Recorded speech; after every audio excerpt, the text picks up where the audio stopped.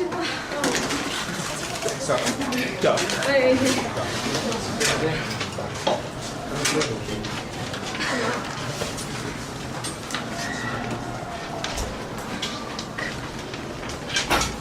Hello, ladies and gentlemen. I guess majority of us, and hopefully all of us here, know that how Black Americans, African Americans, were taken to America and were enslaved. Has it ever occurred to you that Koreans 50 years ago were enslaved in Japan like African Americans? 50 years ago, Japanese soldiers took 200,000 women to their country and locked them up in a place called the comfort station and raped them. Most of the women were young, just like us. They were young and sexually inexperienced.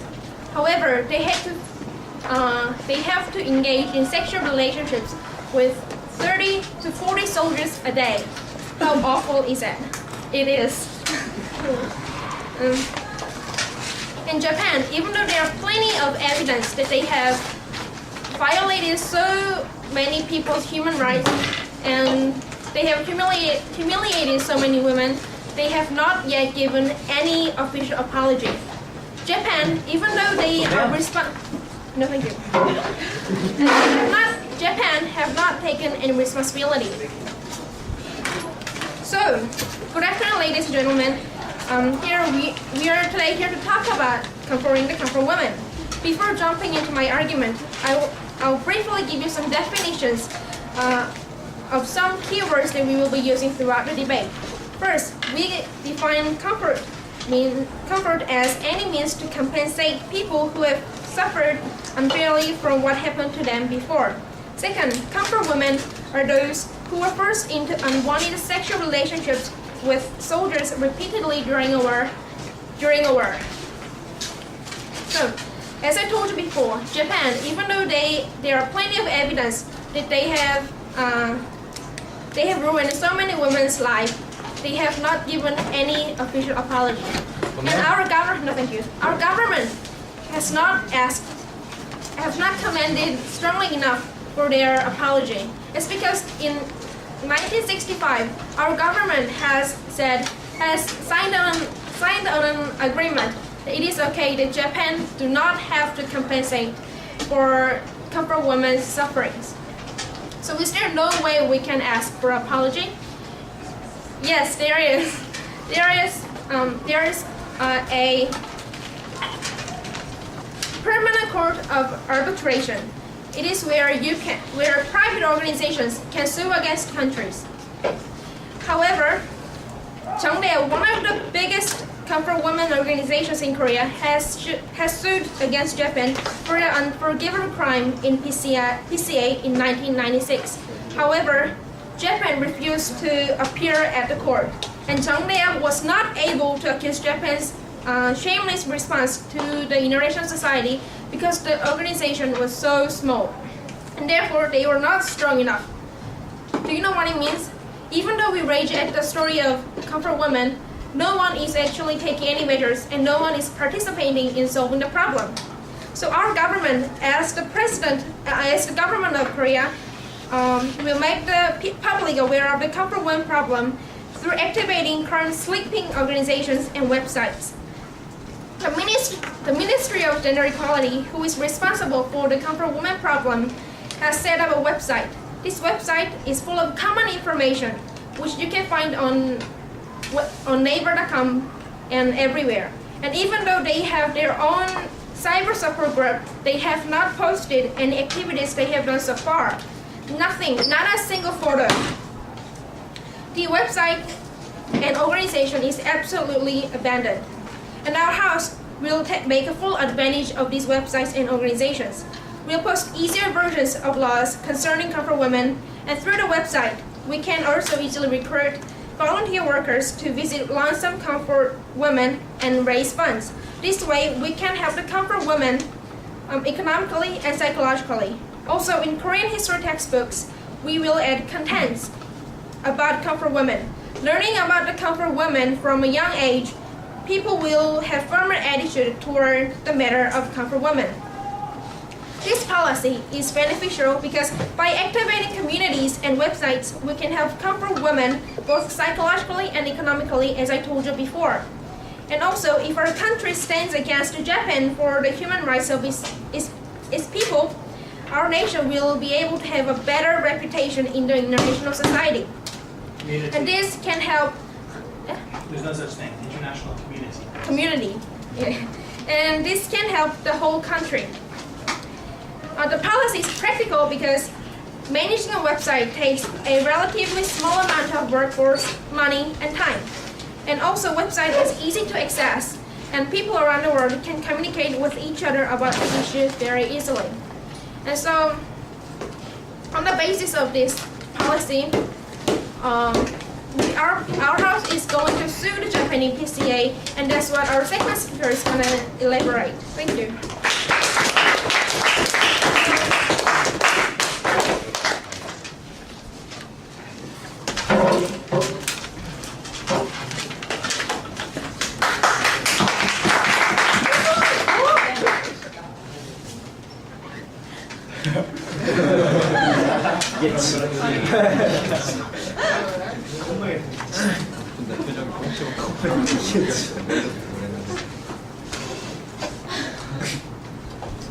Ladies and gentlemen, prevention for the future, not compensation for the past.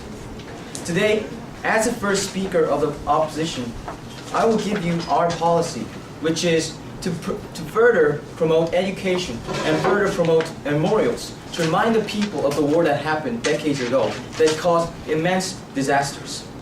And as the second speaker, as the first speaker, I will first give the necessity and the effect of our policy. And our second speaker will provide you with the reason why our policy will be practical. And our last speaker will further wrap up our arguments and show you why we have won this debate. Now, but before I go into our own arguments, I would like to look and examine what we have seen in today's debate. Ladies and gentlemen, we have seen a proposition side that didn't have a practicality until 5 minutes. Until 5 minutes passed and he clapped his desk for twice, they didn't have a single issue about the practicality. They were just mentioning about practicality in about 10 seconds so that we couldn't even understand. Not only that, they have mentioned in earlier of their speech that that the Japanese government did not make any official apology. However, ladies and gentlemen, this is not the truth. As I will also mention in our arguments, the Japanese Prime Minister Urayama has already made his official apology. No, thank you, sir. In 1999. So their argument that the Japanese government did not make any official apology does not apply. Yes, sir. According to a report by McDougall from UN Human Rights Commission, says, although there have been some apologies submission by some Japanese officials, the Japanese government continues to deny legal liability for the Japanese military's actions involving comfort women. What do you say to this, sir? The evidence we have actually directs to the opposite, sir. The evidence that we have, Prime Minister Urayama has made exact link to the fact that Japanese have intervened in the war. Sir. And have, no thank you, sir, and have militarily forced these women. And he has apologized for all that issue. Also, ladies and gentlemen, about the policy that they have mentioned, a mere website is not going to help any situations to improve. And these old people will not even be able to access these websites, ladies and gentlemen. And if this issue was to be so easily solved with websites, why wouldn't it have been solved earlier? And ladies and gentlemen, now that I've finished reviewing what we have seen in today's debate, I will now go into our own arguments. No, thank you, sir. First of all, our policy is necessary. Instead of the compensations that have already been made, we need to make a prevention that we have never been making. No, sir. Compared to the fact that during the time of 1996 and 1997, there has been consistent fundraising in Korea in order to help these comfort women. And in 1999, the Asian Women Fund has been established to help these comfort women. Our effort to make the prevention of the future war is so weak, ladies and gentlemen.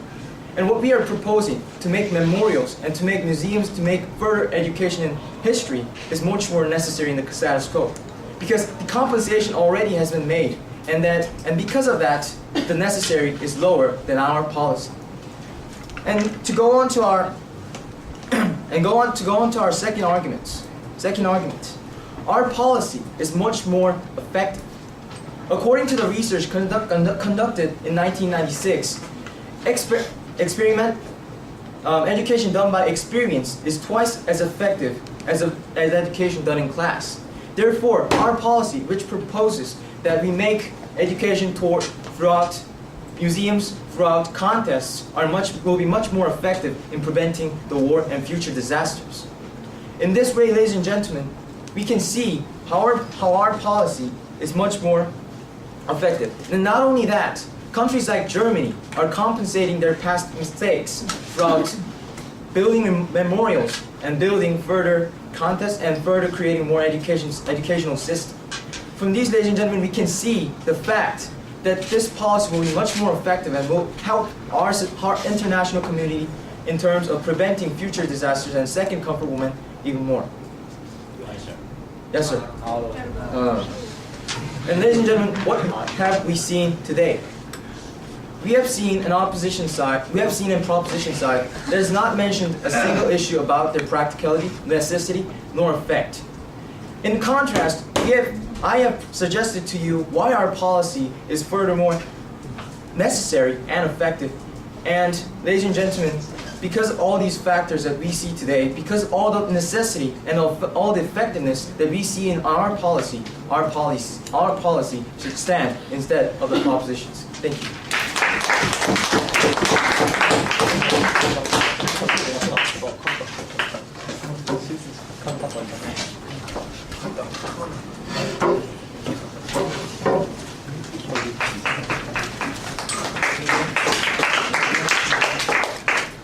Okay, let's welcome second speaker to the website, Angyu. Wow!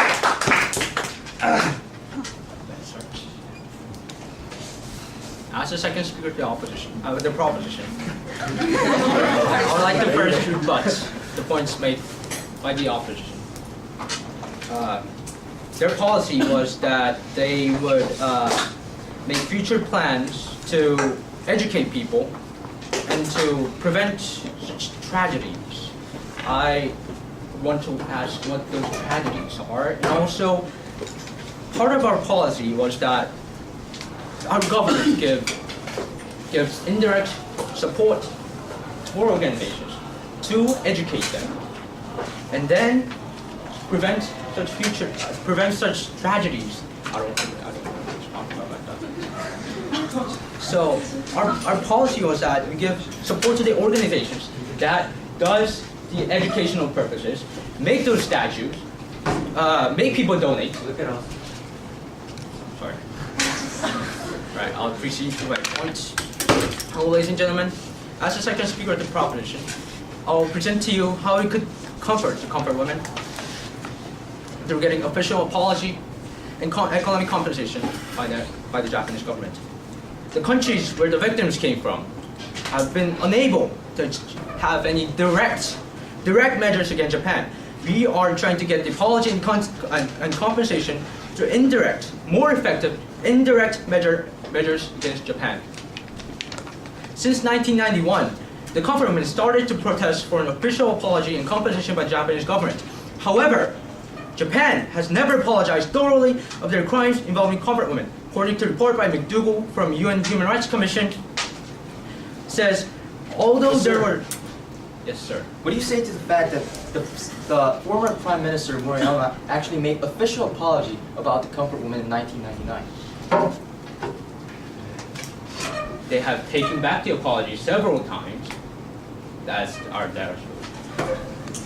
And also, the Japanese government continues to deny legal liability for Japanese military actions involving comfort women. The European Parliament has made a similar opinion, stating that while some Japanese officials have expressed apologies, some are taking back the apologies, denying their crimes. Many comfort women have sued the Japanese government for apologies. They have sued the Japanese government in US courts, in Japanese courts, and in international courts. But none was successful. In US courts, Japanese government was protected by a program that immunes any foreign sovereigns from judgments by US courts. And the trial was not even carried out. In Japanese courts, obviously to plain defiance of the act by the Japanese courts, the trial was lost. And in international courts, former comfort women were denied because Japanese government would not attend the trials, mainly due to lack of power of comfort women organizations. That is why we need indirect measures from the government to supplement these comfort women organizations, making them more powerful. No, sir. There were many resolutions by international organizations for Japanese government to apologize concisely and thoroughly, most of them being Human Rights Association and European Parliament, only to be followed by ignorance and inaction by Japanese government. Our policy is that with more government support, increasing power of those organizations who stand up for comfort women's favor, through methods our first speaker, Daewon, has suggested, pressure Japanese government to attend the Permanent Court of Arbitration, the International Civil Court. Why Permanent Court of Arbitration? I'll abbreviate it, PCA. Because it's the only prominent international court that allows private parties, ladies and gentlemen, sue against countries. Actually very clear that Japanese government was immune from every national court. Suing at an international level if really necessary. And why at a civil level? Because of Japanese government's enormous power and influence, many countries have failed to make ostensible claims against Japan, therefore making suits at national levels impractical. We should bring forth Japanese government to PCA, and we can with our policy. More power in each pro-comfort women organizations, Japan will put to an international pressure. Then, ladies and gentlemen, we could get our compensation through the trials. There is no question there's the best way to get the compensation and apology from Japanese government that will bring comfort to the comfort women. Thank you.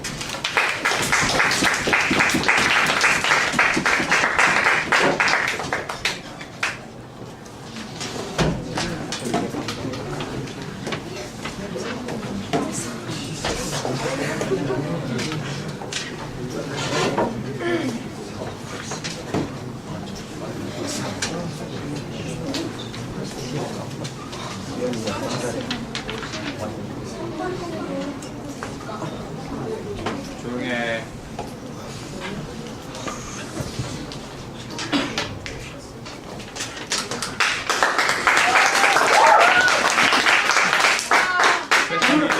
Students, remember after this speech, floor speeches, so think about what you might say for your side. Okay? Good evening, ladies and gentlemen. Welcome to this exciting debate. An exciting debate, as you can see, how hilarious the prof side has chosen the path of losing this debate by providing unrealistic, impractical, and unnecessary policies. Ladies and gentlemen, prevention for the future, not compensation for the past.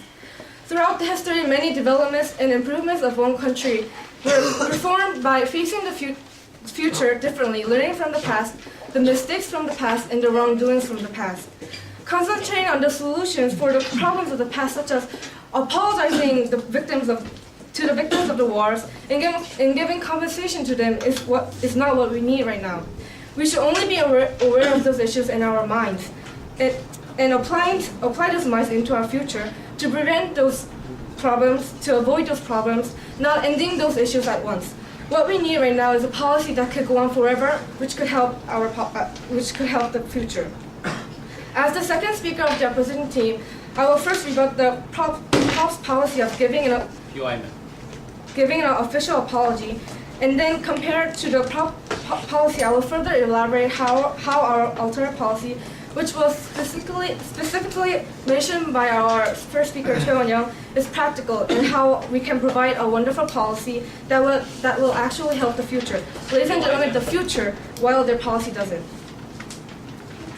Ladies and gentlemen, still they didn't given us the point how they can practice their policy. They didn't give the issue of practicality. And ladies and gentlemen, I'm terribly sorry to say that the Trump has just given us policies that were continuous practice since 1993. According to the Embassy of Japan in Canada, the government of Japan has extended official apologies to all comfort women on many important occasions. The Chief Cabinet Secretary's statement in 1993 and Prime Minister Tomichi Maruyama's statement in 1994 expressed Japan's sincere apologies and profound deep remorse. According to the Embassy of the United States of America, recently on March 26, 2007, Abe apologized as the Prime Minister at the Budget Committee, the House of Councilors, and the Diet of Japan, saying that he is deeply sympathetic to the former comfort women. And also on April 22nd, 2007, from an interview article, A Conversation with Shinzo Abe by the Washington Post, Abe said his administration will continue to stand in a position of apologizing and supporting comfort women. Also, letters from prime ministers, including Hashimoto, Obuchi, Mori, and Koizumi, were sent to each former comfort women since 1996, along with the atonement money offered by the Asian Women's Fund. As a matter of fact, according to the Digital Museum, the Asian Women's Fund was established in 1995, and the issue of compensation has been settled by the international agreements, including the San Francisco Peace Treaty and relevant treaties by international agreements. Japan has given atonement money, approximately about 2 million yen, which is about $17,000, paying for former women in the Philippines, South Korea, and Taiwan. However, some countries even have refused this atonement money, receiving the Prime Minister letters and the atonement money. And also, Japan has performed medical and welfare project, which they have spent 700 million yen, which is about 5.8 million in Philippines, South Korea, and Taiwan. Also, Japan has given social welfare service in Indonesia, spending about 380 million yen. Also, among all high school textbooks, 16 out of 18 among refer to the issue of comfort women, as Japan has changed them in 2006. It is time for us to accept Japan's apology and its continuous effort to compensate for comfort women. Now I will show you how our policy is practical. Our policy doesn't need any special huge changes. Our policy doesn't arouse any conflicts between international countries. Our policy doesn't need a specific new process to actualize the policy. Our policy does only require the pre-existing resources. To mention it again, our policy is to build war museums, war memorials, and to perform war-related contests. Ladies and gentlemen, as you can see, our policy is not something new or something that needs a new conflict strategy to actualize it. There are thousands and thousands of war museums or memorials that are carrying out. All we need to do is a few more.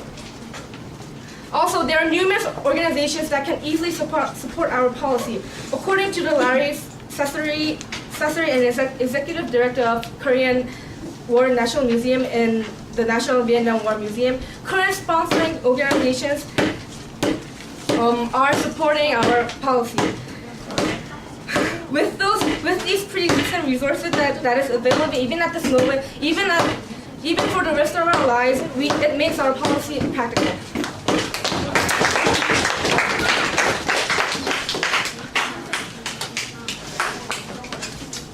Okay, who'd like to say something on this motion?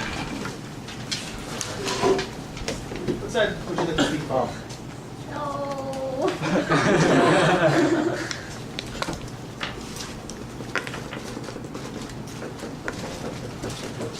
Would anyone like to speak for the opposition?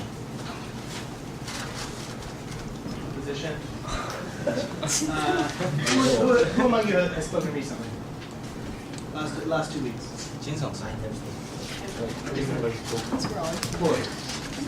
Floor speeches, you haven't? Never done floor speech. Okay. let's allow, yeah, please, do you want, yeah.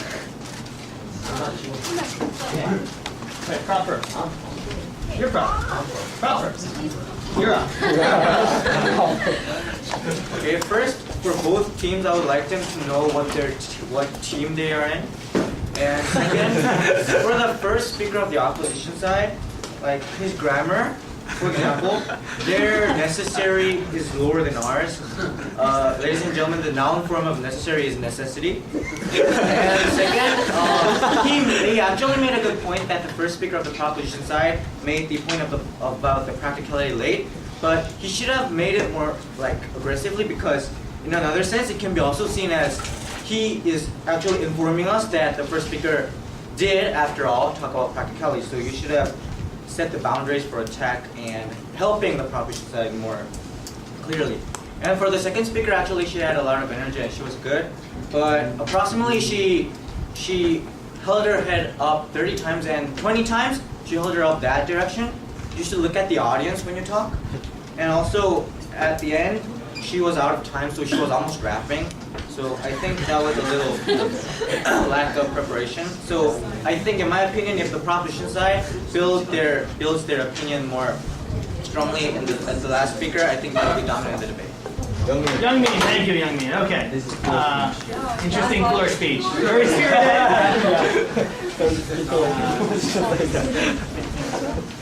Yes. Well, I think the main point of this debate is to actually comfort the women who are the victims of the whole process. But then both sides have actually escaped from the whole issue of actually comforting the woman and actually gone on to like punish the Japanese government instead. So I think both sides have actually missed the point there. But I'm actually standing for the proposition here because opposition here because their policy seems to be lacking the proactiveness that a proposition side needs to address to. For example, they have mentioned making websites for comfort women. She's criticizing it. I'm criticizing. Listen carefully, please. So, for example, we've mentioned making websites for comfort women, but then the opposition first speaker went right up there and said old people won't even be able to access the website, and that the practicality and the effectiveness is doubted. And the second speaker of the prop never actually addressed that. So I think it's the job for the third speaker of the proposition to actually address that. And then also, Please. yes. And then also, they've talked about making apologies and compensations, but then they've never mentioned how the comfort woman will actually benefit from the apologies and compensation and what their actual views on that are. So I think the third speaker needs to address that more aggressively. Thank you very much. Okay.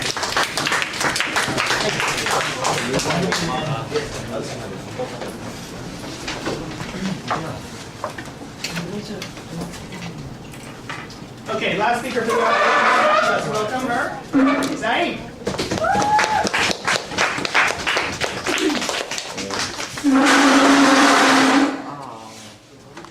Good afternoon, ladies and gentlemen. I'm the third speaker of the opposition side of the House and stand here to refute the feeble argument of the proposition side of the House and finally summarize and prove that why our side of the House is bring up with the right policy. Ladies and gentlemen, we are not saying that we do not appreciate the grief and pain of comfort women. However, again, prevention for future, not compensation for the past. Ladies and gentlemen, in the case of war, any ladies in here are exception to the actual comfort women. In the case of war, you can be comfort women and you can be comfort woman. That means that everybody in here can be comfort women. So, ladies and gentlemen, order please. Ladies and gentlemen, now you see the problem clearly. Comfort women issue has to be solved not for the past, but for the future. They do not have any policy for future. They are saying that they will educate history. They will educate history and be adding few more pages to history textbook. But I'm sorry to say that history textbook always contains some pages for comfort women, and that does not actually improve any status quo. I will express it later. Not only this, but details of their policy are not enoughly qualified either. First, they say about that they have no specific point about their policy. What will they going to do about Japanese government apology? How will they pressure it? How will they pressure them to actually apologize them? And actually, there are humongous amounts of governments that actually committed the problem of comfort women. Then how would they only make Japanese government compensate for the comfort women? Also, they say that no, thank you. And also, they say that and also their policy can actually cannot prevent any comfort women from future, as I already have said. So you guys will arouse a question. You guys now know that their policy is not the answer to today's debate. Then what is the true solution for today's debate? Ladies and gentlemen, it's education. Education on history. Not just an education on history, especially on war and war crimes. Yeah, please. I mean, the topic is comforting the woman. You mean education is for the future generation. But is that really comforting the woman? Comforting the comfort women whose human rights were violated? I think we're opposition side of us, and we're actually against comfort women in their way.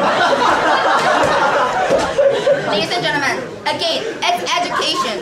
Education on history, especially on war and war crimes. Then, how will we educate people? No, thank you. By building museums, and by holding contests, and by building war memorials, ladies and gentlemen.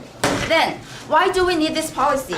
Because I have already addressed the key of the problem is to make this tragedy. I mean this tragedy by this comfort woman tragedy. Thank you. No, thank you. Never ever happen again, ladies and gentlemen. I address to all of you guys that no one in here is exception to comfort woman in case of war.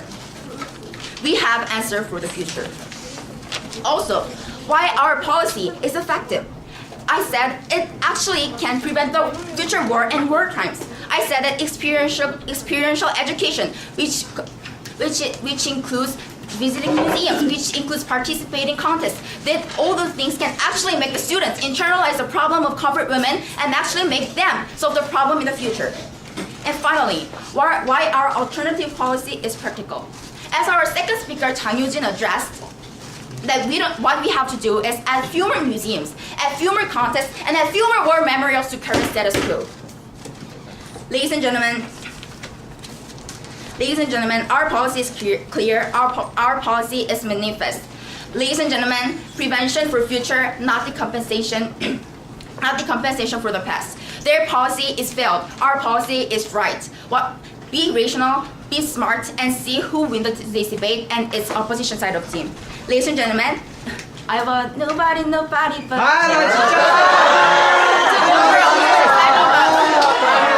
Thank you for listening. She didn't say she'll do that. Nothing to do with me.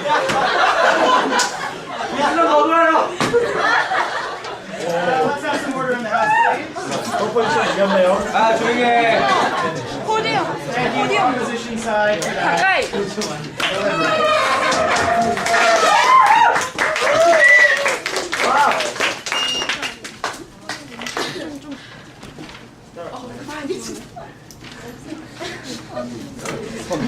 Ladies and gentlemen, let's think about the fact what happened in the past. Ladies and gentlemen, do you realize that those Korean women, the Philippine women were taken to serve the men sexually?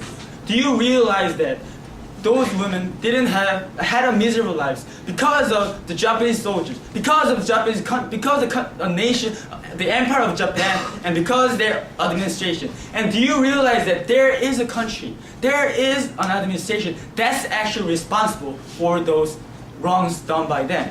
Okay, ladies and gentlemen, the proposition is sent here to comfort the woman. Comfort the woman. Why? Because they suffer, ladies and gentlemen. Because their human rights were taken.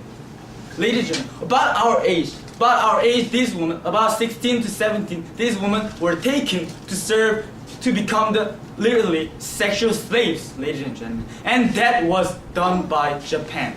And now I stand here, the proposition side stand here to, sir, no thank you, to argue that there should be a real compensation. And we have a clash between the source about whether there was a real compensation. But as a proposition, I believe that our source is right. According to UN, there was no official. There was an attempt in 1999 that the government of Japan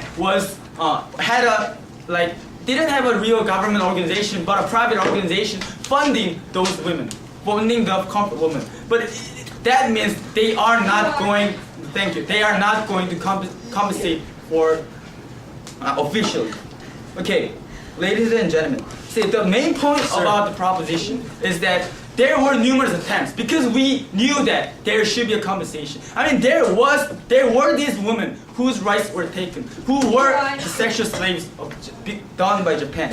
But the thing was, we couldn't because of the international legal issue. And the practicality comes out here, ladies and gentlemen. We were going to promote some organization, the government will fund indirectly the organization, and they will go to PCA, ladies and gentlemen, the International Civil Court. No, thank you.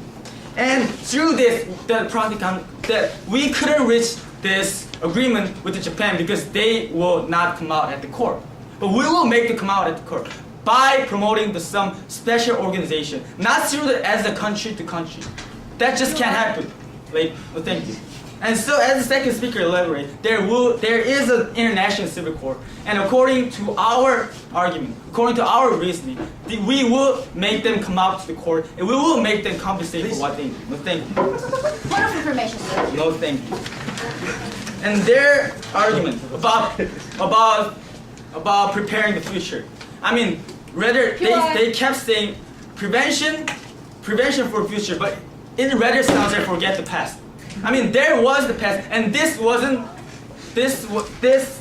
those wrongs done by Japan weren't compensated enough, ladies and gentlemen. What future are you talking about? Those women here, our argument is that those women still alive.